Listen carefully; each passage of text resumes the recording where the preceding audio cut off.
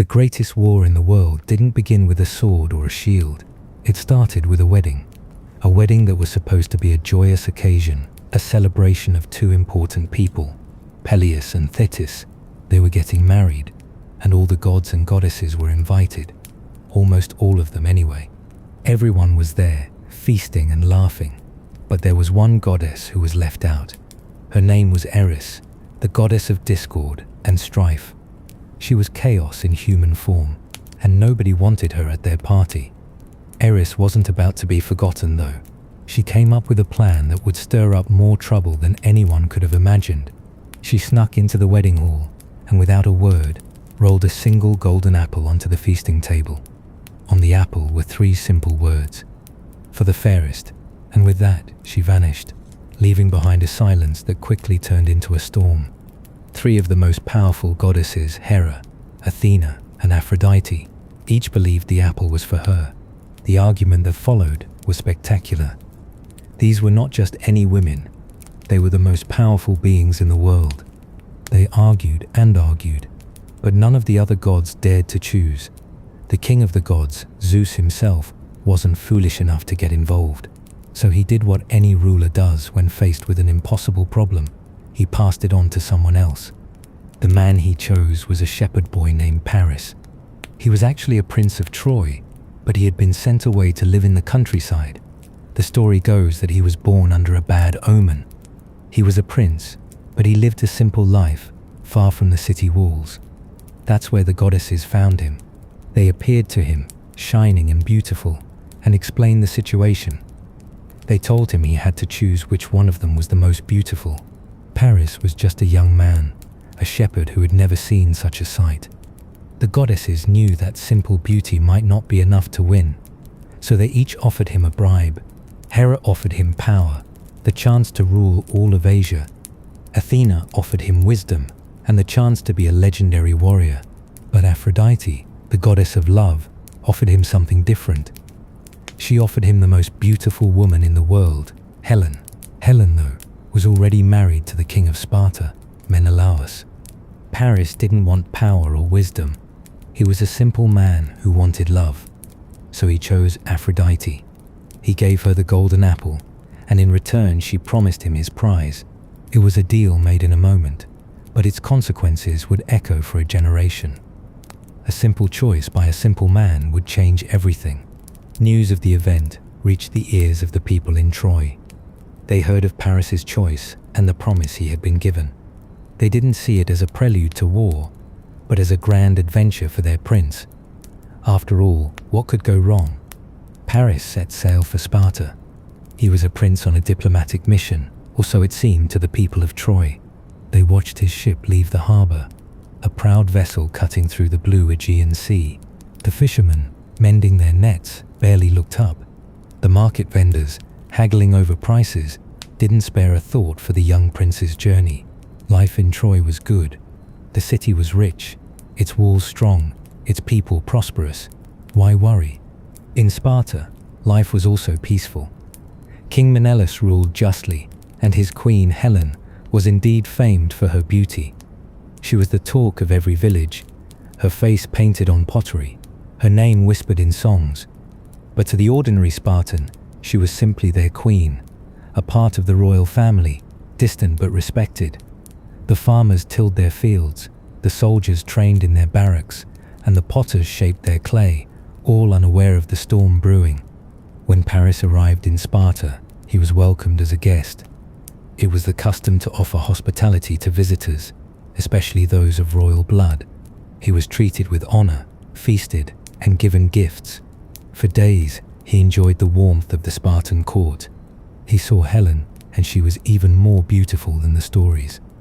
Aphrodite, it seemed, had kept her promise. What happened next is still debated. Some say Helen was enchanted by Aphrodite, compelled to leave her husband and home. Others say she fell in love with Paris, drawn by his charm and the exotic tales of Troy.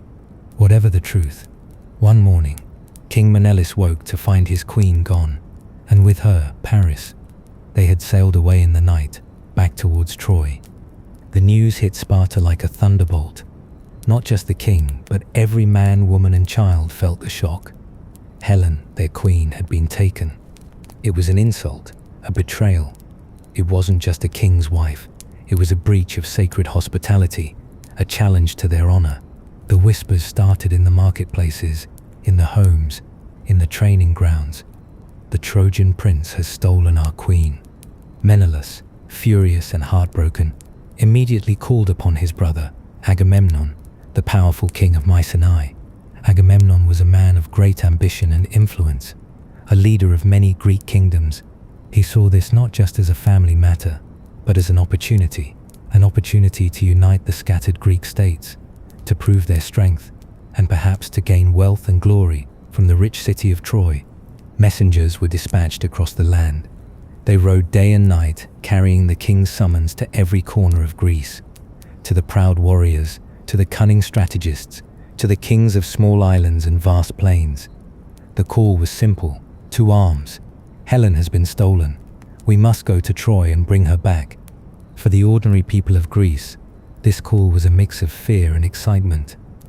The young men, full of spirit, dreamed of glory and adventure.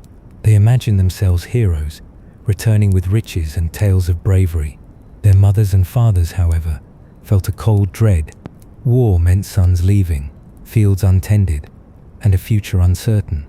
In the small fishing villages, the fishermen looked at their boats, suddenly seeing them as instruments of war, not livelihood. In the farming communities, the farmers worried about who would harvest the crops if their sons marched off. The blacksmiths, usually busy making tools, now worked tirelessly, forging swords and armor. The sound of hammering filled the air, a new, unsettling rhythm. The women, especially, felt the weight of it. They watched their husbands, brothers, and sons prepare, their hearts heavy with unspoken goodbyes. They packed meager provisions, mended tunics, and offered silent prayers to the gods for their loved ones' safe return.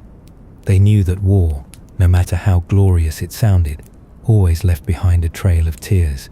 Back in Troy, the mood was different. When Paris and Helen arrived, there was a mixture of surprise and admiration. Some were shocked by the audacity of it, but many saw Helen's beauty and thought, what a prize. The Trojan elders, wise and cautious, felt a ripple of unease. They knew that stealing a king's wife was a grave offense, one that could lead to serious trouble. But the younger generation, caught up in the romance of it all, celebrated their prince's bold act.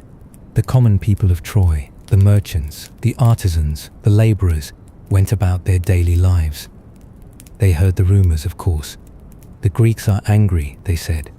They might send a few ships, but a full-scale war against mighty Troy, it seemed unthinkable. Their city was protected by towering walls, built by the gods themselves, or so the legends claimed. They had powerful allies, a strong army, and a wise king, Priam. They continued to trade, their ships sailing across the sea, bringing in goods from distant lands. The markets bustled, the temples were filled with worshippers, and the sounds of daily life filled the air. The idea of a vast army gathering across the sea, thousands of ships preparing to sail, seemed like a distant nightmare, something that happened in stories, not in their peaceful, prosperous city. Yet the storm was indeed gathering. Far across the Aegean, the Greek kings were answering the call.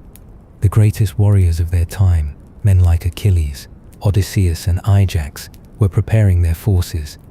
They were assembling an army unlike any seen before, a force so immense it would shake the very foundations of the world.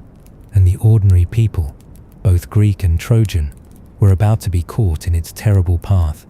They were about to learn that the decisions of princes and goddesses could bring unimaginable suffering to the lives of everyday folk.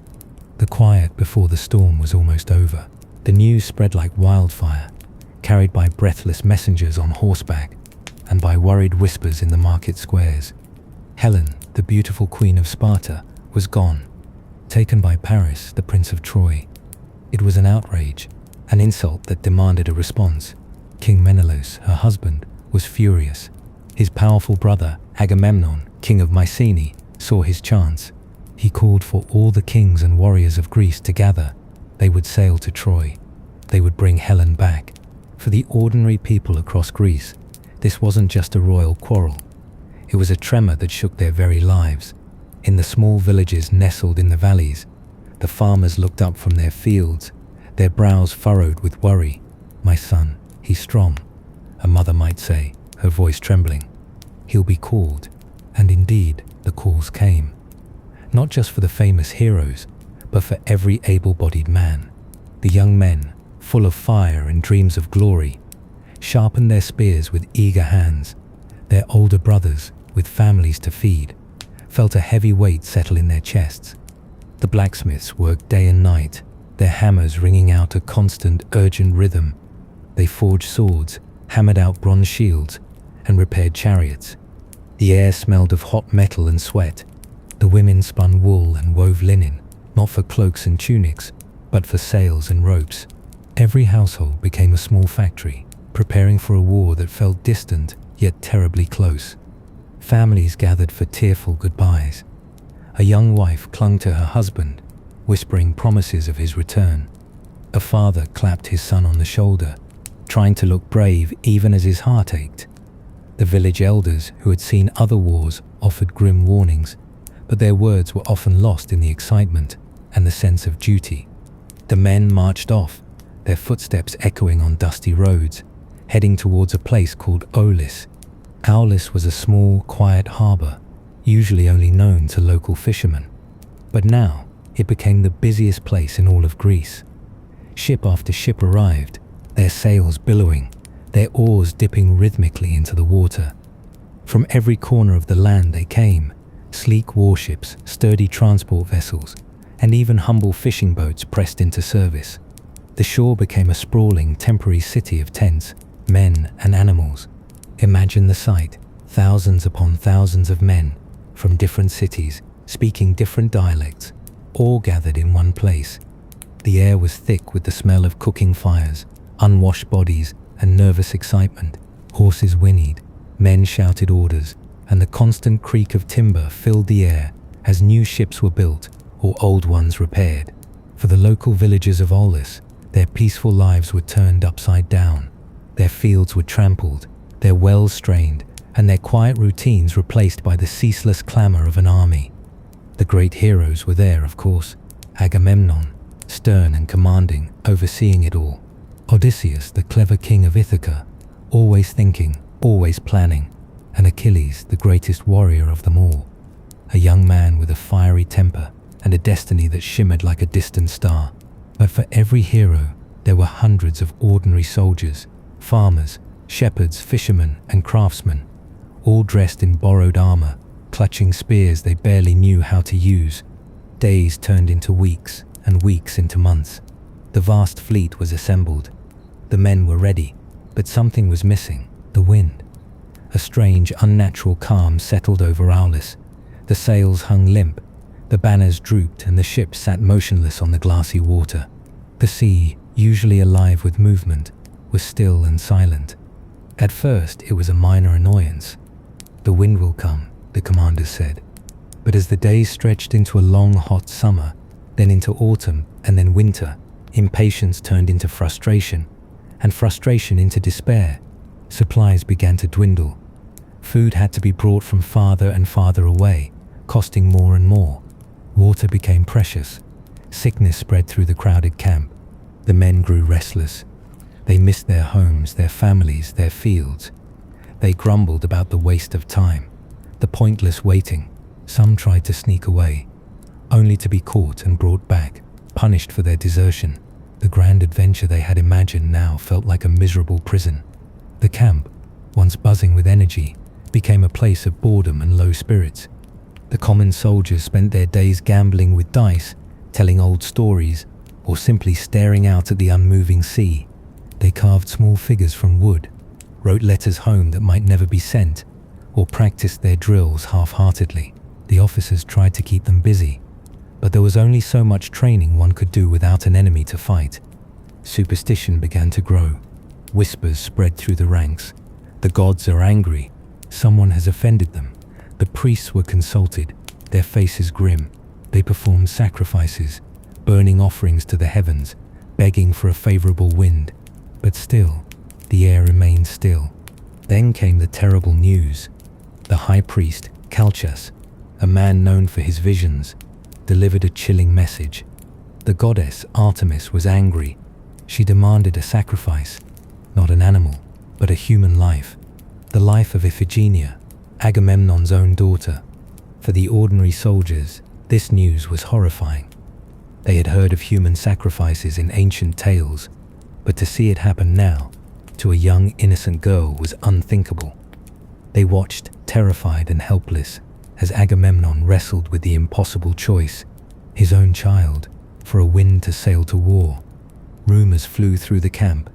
Some said she came willingly, understanding her fate. Others said she was tricked, brought to Aulis under the pretense of marriage. Whatever the truth, the sight of the young princess, led to the altar, was a moment that chilled every heart. It was a desperate act, a terrible price paid for the god's favor. The wind, it was said, began to stir even before the deed was done. A light breeze at first, then a stronger gust, rustling the sails that had been still for so long. A collective sigh of relief, mixed with a deep, unsettling dread, swept through the camp. The sacrifice had worked. The gods had been appeased. But at what cost? The men looked at each other, their faces pale. They were going to war, yes, but they were leaving Aulis with a heavy secret, a dark stain on their souls. The order finally came. Prepare to sail. A surge of activity swept through the camp. The despondency of months vanished, replaced by a frantic energy. Men scrambled aboard their ships. Ropes were coiled and anchors were raised. The sound of thousands of oars dipping into the water filled the air, a powerful, rhythmic beat. The sight was truly magnificent. 1,000 ships, or so it seemed, stretching as far as the eye could see, their sails finally catching the wind. They moved as one, a vast armada heading east towards the distant shores of Asia Minor, towards Troy. The sun glinted off their bronze shields, turning the sea into a shimmering, dangerous path. From the shores of Aulis, the villagers watched them go, a mix of awe and terror in their eyes. Their quiet harbor was now empty, but the echoes of the army, the memory of the sacrifice, would forever haunt the place. They knew with a chilling certainty that something immense and terrible had just begun. And in Troy, the first faint rumors of this immense gathering had finally reached the city. At first they were dismissed as exaggerated tales, travelers' gossip. 1,000 ships? Impossible. But as more and more reports came in, the laughter died down. The merchants who had once scoffed now looked worriedly out to sea. The elders who had warned against Paris's actions now shook their heads with a grim resignation. The storm, unseen for so long, was finally on the horizon, and it was heading straight for their city. Panic rippled through the streets. People ran to the walls, pointing, their voices hushed with disbelief and fear. The city, usually bustling with trade and laughter, fell silent. Children clung to their parents' legs. The wise King Priam and his sons, including the great Hector, gathered their defenses. But for the ordinary people, there was only the chilling sight of the enemy gathering on their shores. The day the ships arrived was etched into the memory of every Trojan. It wasn't a sudden attack, but a slow, terrifying reveal. First, a few specks on the horizon, then more and more, until the entire sea was dotted with sails. The rumors, once dismissed as wild tales, were now a horrifying reality. 1,000 ships, or close enough, filled with angry Greeks, were heading straight for their city. The Greeks landed on the beaches, set up their camps, and began to build their siege works. From the high walls of Troy, the citizens watched. They saw the tents spring up like mushrooms, the fires burning at night, and the constant movement of soldiers. It was like a monstrous, unwelcome village had suddenly appeared on their doorstep. Life inside the city changed overnight. The gates, once open to merchants and travelers, were now heavily guarded, rarely opening except for quick, dangerous sallies by their own warriors. The vibrant marketplace, once overflowing with goods from distant lands, grew quieter. Ships no longer sailed freely in and out of the harbor. Troy was under siege. A young woman named Elara, a weaver, found her work changed too. Before, she wove colorful tapestries for the wealthy or fine linen for everyday clothes. Now her nimble fingers were busy mending soldiers' tunics, patching torn cloaks, and weaving rough blankets for the cold nights on the walls. The vibrant dyes she once used were scarce, replaced by dull, practical colors. Her loom, once a source of artistic joy, now felt like a tool of grim necessity. For the baker, old Lycon, his days became a constant struggle. Flour, once plentiful, was now rationed. He mixed his dough with less water, stretching every grain. The smell of fresh bread, once a comforting aroma throughout the city, became a luxury. People lined up for hours, clutching their small coins, hoping for a meager loaf. Lycon saw the hunger in their eyes, the worry etched on their faces. He kneaded his dough with a heavy heart, knowing it wasn't enough. The fear was a constant companion. It was in the sudden shouts from the walls, signaling an attack. It was in the distant clang of metal, the thud of rocks from siege engines, the terrifying whistle of arrows flying overhead. Every night, families huddled together, listening to the sounds of the camp outside, wondering if this would be the night the walls were breached. Children, like little Theron, who was just 5 when the Greeks arrived, knew nothing but the siege. The walls were his playground, the distant Greek camp a permanent fixture in his view. He learned the names of the Trojan heroes from his father, and the sounds of battle were as familiar to him as the chirping of birds. His games were of war, miniature spears and shields, mimicking the warriors he saw every day. He didn't remember a time when the world wasn't under the shadow of the enemy. Despite the fear, life went on. People still married, babies were born, and the dead were mourned. But these moments were tinged with a new sadness, a sense of fragility. A wedding might be interrupted by an alarm. A birth might happen in the shadow of a new Greek assault. And funerals were often hurried, the mourners glancing nervously at the sky. The city's great heroes, like Hector, were a source of immense pride and hope. When Hector rode out, his armor gleaming, a cheer would erupt from the walls. The people believed in him, in his strength and his courage. They saw him as their protector, the shield between them and the overwhelming Greek army. Every victory, no matter how small, was celebrated with desperate joy. Every loss, however, sent a wave of despair through the city. The years dragged on. 1 year turned into 2, then 5, then 10. The initial shock faded, replaced by a weary routine. The Greeks tried to storm the walls many times. They built siege towers, dug tunnels, and launched endless barrages of arrows and stones. Each time, the Trojans fought them back, sometimes with great losses, sometimes with desperate courage. The city's resources dwindled, food became scarcer, and the people grew thinner. Water was carefully managed. The beautiful temples, once filled with offerings, now saw more desperate prayers for deliverance. The once proud houses showed signs of wear, their roofs patched, their walls scarred by stray projectiles. The Trojans also had allies, kings and warriors from nearby lands who came to help them. These allies brought fresh fighters and a renewed sense of hope, but even they, brave as they were, could not break the endless siege. They fought fiercely, but the Greek numbers seemed endless. The older generation remembered a time of peace, of bustling trade and festivals. They told stories to the young, stories of a world beyond the walls, a world where people traveled freely and laughter was easy. The young, however, knew only the siege.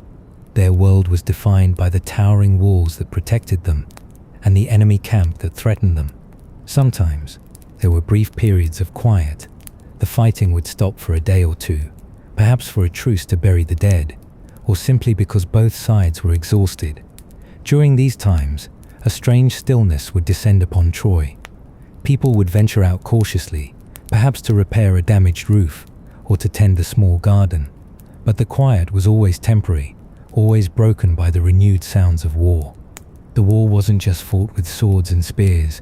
It was fought with hunger, with fear, with boredom, and with the slow erosion of hope. For the civilians inside Troy, it was a test of endurance, a decade of living on the edge, always listening, always watching, always waiting for the next attack. or for the miracle that would finally end it all. They lived their lives day by day under the shadow of the mighty walls, knowing that their fate and the fate of their beloved city hung by the thinnest of threads. The 10th year of the siege was the hardest. Hope had worn thin, like an old cloak. The people of Troy were tired, hungry, and weary of the constant threat. Every day was a battle, not just on the walls, but in their hearts. They longed for peace, for the return of normal life, for the gates to open and the ships to sail freely again. Then, one morning, something strange happened. From the high walls, the guards reported a sight that made everyone rub their eyes in disbelief. The Greek camp, which had stood on their plains for a decade, was gone. The tents were down, the fires were cold, and the beach was empty. The mighty Greek fleet, which had blocked their harbor for so long, was nowhere to be seen. A ripple of confusion, then a wave of cautious excitement, spread through the city. Could it be true? Had they finally given up? Had the gods at last answered their desperate prayers? People rushed to the walls, squinting at the empty plains, at the deserted shoreline. It was real. The Greeks were gone. The joy was overwhelming. 10 long years of fear, of hunger, of endless fighting suddenly seemed to be over. Tears streamed down faces, hugs were exchanged. Some people even dared to venture outside the gates, something unthinkable just a day before. They walked on the land that had been enemy territory for so long, touching the earth, breathing the free air. It felt like a dream. But then they saw it. On the beach, where the Greek camp had been, stood a giant wooden horse. It was enormous, taller than the city's tallest houses, crafted from pale wood, with a strange, hollow look to its eyes. It stood there, silent and imposing, a monument left behind by the vanished enemy. Confusion returned. What was it? A gift? A trick? The Trojan elders, always cautious, urged restraint. King Priam himself was unsure. The people gathered around the strange structure, touching its smooth wooden sides, murmuring amongst themselves. It was a beautiful, terrifying thing. An old priest named Hector, a man known for his wisdom and his devotion to the gods, stepped forward. His face was grim. "Beware of Greeks bearing gifts," he cried, his voice hoarse with urgency. "I fear the Greeks, even when they bring gifts. This is a trick. It must be." He even struck the horse with his spear, and a hollow sound echoed from within. He begged the people not to trust it, to burn it, or throw it into the sea. But just as he spoke, a terrible thing happened. From the sea, 2 enormous serpents, glistening and terrifying, rose from the waves. They slithered onto the beach and attacked Laocoon and his 2 young sons. The people watched in horror as the serpents coiled around them, crushing them, silencing their screams forever. It was a gruesome, shocking sight. To the Trojans, this was a clear sign. The gods, they believed, had punished Laocoon for daring to strike the sacred horse. It must be an offering to the gods, a gift left by the Greeks to ensure their safe journey home. To disrespect it would be to anger the very gods who had seemingly delivered them from the long war. The people's doubts began to melt away, replaced by a renewed sense of divine favor. Then, another figure emerged. A Greek soldier, tied up and bruised, was found hiding near the horse. His name was Sinon. He was brought before King Priam, trembling and pleading for his life. He told a long, convincing story. He claimed he had been left behind by the Greeks, chosen as a sacrifice to ensure their safe journey home. He hated them, he said, for what they had done to him. He explained the horse. It was an offering to the goddess Athena, he said, to make up for a statue they had stolen from Troy earlier in the war. He claimed it was built so large so that the Trojans couldn't bring it inside their city. If they did, he insisted, Troy would become invincible, protected by Athena's favor, and would conquer all of Greece. If they destroyed it, however, Athena's wrath would fall upon them. Sinon was a master storyteller. His words were filled with pain and conviction. The Trojans, desperate for an end to the war, desperate for a sign of hope, wanted to believe him. They looked at the giant horse, then at the dead Laocoon, then back at Sinon's pleading face. It all seemed to fit. The gods had shown their displeasure at Laocoon's warning. Sinon's story offered a path to peace, and even to future glory. Despite some lingering doubts, especially among the older, wiser heads, the general mood swung towards acceptance. The people had endured so much, they had lost so many. They yearned for a reason to celebrate, a reason to believe the nightmare was truly over. This horse, this strange, beautiful gift, seemed like that reason. So, with immense effort, the Trojans began to move the horse. It was too large to fit through the main gates. They had to pull down a section of their own sacred walls, the very walls that had protected them for 10 years, to bring it inside. Thousands of hands pushed and pulled, ropes strained, and the ground trembled as the massive wooden beast was slowly, painstakingly dragged into the heart of the city.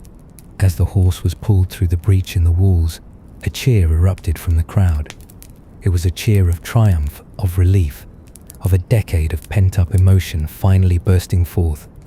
The sun shone down on the wooden horse as it entered Troy, a symbol of their supposed victory.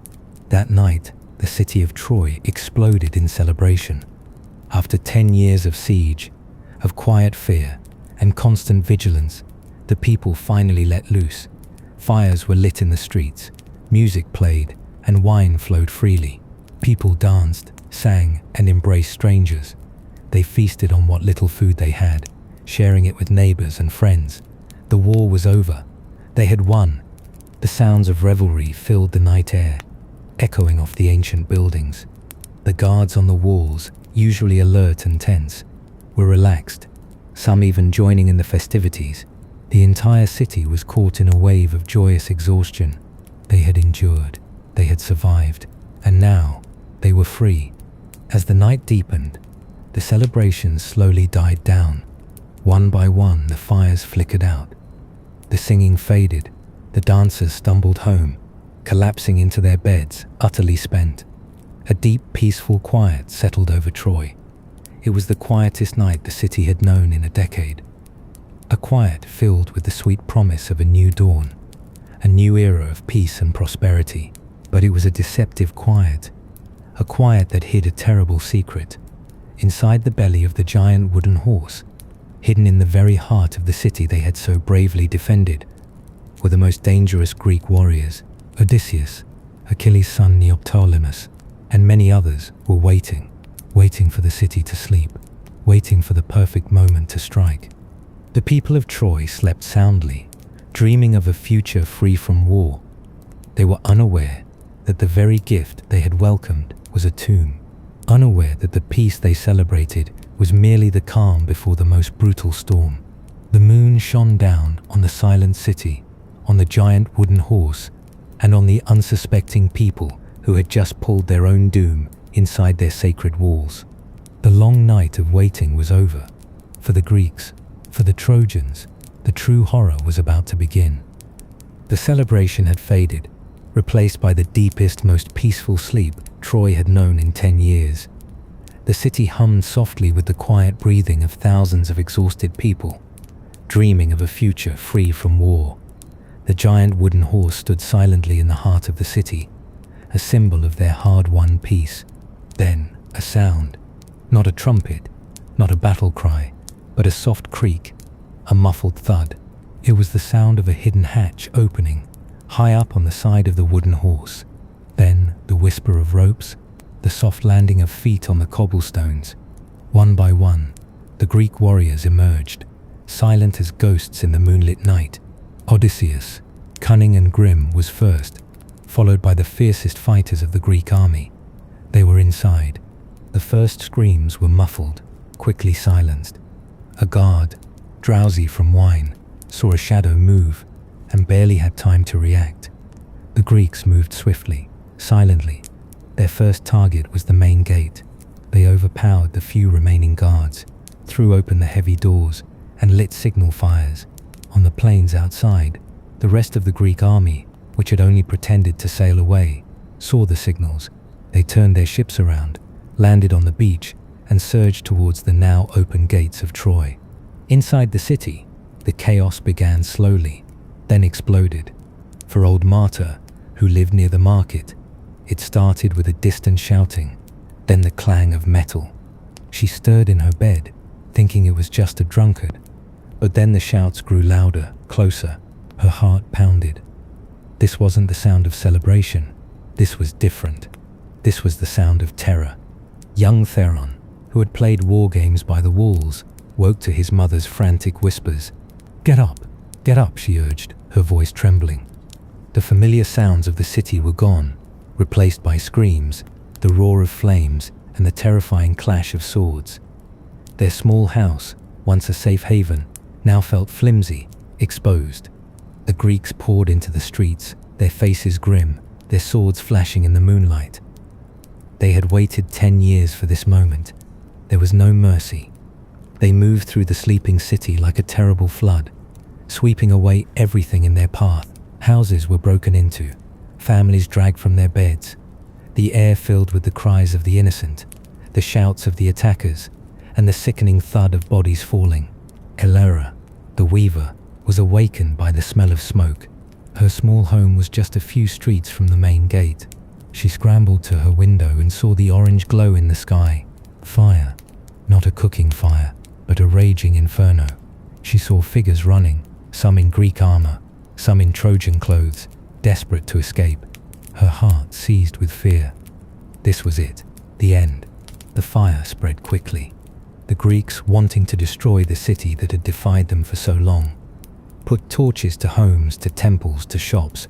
The dry wood of the buildings, parched from years of siege, caught easily. Flames licked up walls, devoured roofs, and sent sparks raining down like fiery tears. The once proud city, a beacon of civilization, was turning into an inferno. People ran through the streets, disoriented and terrified. They didn't know where to go. The gates were open, but they were also the path of the invading army. The narrow alleys became death traps, filled with running figures and the pursuing Greeks. Families were separated in the confusion. Children cried for their mothers. Wives called for their husbands, their voices lost in the roaring flames and the sounds of destruction. Lycon, the baker, was trying to gather his few possessions, his hands shaking. He heard the screams from outside his shop. He saw the reflection of the flames dancing in his window. He knew he couldn't fight. He was an old man, a baker, not a warrior.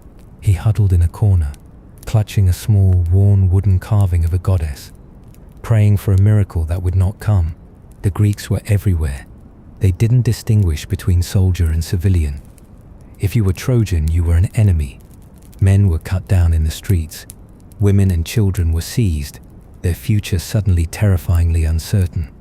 The beautiful temples, where generations had prayed, were desecrated, their treasures looted, their statues toppled. Theron's mother pulled him along, her hand clamped tightly around his small wrist. They ducked into an alley, then another, trying to avoid the main streets. He saw things no child should ever see, bodies lying still, flames consuming homes, the terrifying glint of a sword in the dark. He heard his mother gasp, a choked sound of horror, as they passed a scene too terrible to describe. His world, once safe and predictable, was shattering around him. The air grew thick with smoke, and the smell of burning wood and flesh. The heat was intense, even from a distance. The roaring of the fire was a constant, terrifying companion. It drowned out some of the screams, but not all. The sounds of destruction were everywhere, a symphony of terror. Some Trojans, desperate, tried to fight back. Old men, armed with kitchen knives, faced trained warriors. Women, fueled by fury and despair, threw stones from rooftops, but it was useless. The Greek army was too strong, too numerous, too driven by years of resentment and the desire for revenge. As dawn approached, the worst of the initial slaughter began to subside. The city was largely in flames, a smoking ruin. The remaining Trojans, those who hadn't been killed, were rounded up. They were dragged from hiding places, pulled from the rubble of their homes. Their faces were streaked with soot and tears, their eyes wide with shock and exhaustion. They were gathered in the central square, a vast, terrified crowd. Men, women, children, old and young, all stripped of their dignity, their freedom, their lives as they knew them. They stood amidst the smoldering ruins of their city, surrounded by Greek soldiers, their future utterly uncertain. The great heroes of Troy were gone, King Priam, the wise old ruler, had been killed at his own altar. Hector, their mighty protector, had fallen earlier in the war. Now their city had fallen too. All that remained were the survivors, a broken people. The Greek leaders walked among the captives, grim-faced, but with a sense of grim satisfaction. They had achieved their goal. Helen was recovered, though her fate was still uncertain. Troy, the defiant city, was no more. But even in their victory, there was a hollowness. The war had taken a terrible toll on them too, on their men, on their spirits. The survivors were then marched down to the beach, to the very place where the Greek ships had landed 10 years ago. They saw the vast fleet, once a terrifying sight, now a symbol of their absolute defeat. They were forced onto the ships, pushed and shoved, their cries of despair echoing over the waves. They were no longer citizens of Troy. They were captives, slaves, their lives no longer their own. Elara, the weaver, found herself on a ship, surrounded by other women and children. She looked back at the burning city, a pillar of smoke rising into the morning sky. Her home, her loom, her entire life was gone. She didn't know where she was going or what awaited her. Only the vast, indifferent sea stretched before them. Theron, clinging to his mother, watched the flames consume what was left of his home. He didn't understand everything, but he understood that his world was gone. The walls he had played on, the streets he had run through, the baker who had given him bread, all were now just memories, swallowed by fire and smoke. As the Greek ships pulled away from the shore, the last sight the Trojans had was of their beloved city, burning. The smoke billowed thick and black, obscuring the sun. The once proud walls, now breached and crumbling, stood as a testament to their fall. It was a sight that would haunt them for the rest of their lives, a memory of everything they had lost. The Greeks, too, began their long, difficult journeys home. Many would face their own trials and tragedies, their victories tainted by the horrors they had witnessed and inflicted. The war had not truly ended for them either. The cost of glory was immense, and the gods, it seemed, were not yet finished with their vengeance. The story of Troy, from a civilian's perspective, ends not with a grand battle, but with the quiet despair of its survivors. It ends with the smoke rising from a ruined city and the silent tears of those who had lost everything. The Trojan War was over, but its echoes would ripple through generations, a stark reminder of the devastating price of human pride, divine interference, and the endless cycle of conflict. The golden apple, thrown so carelessly at a wedding, had indeed brought unimaginable sorrow to the world.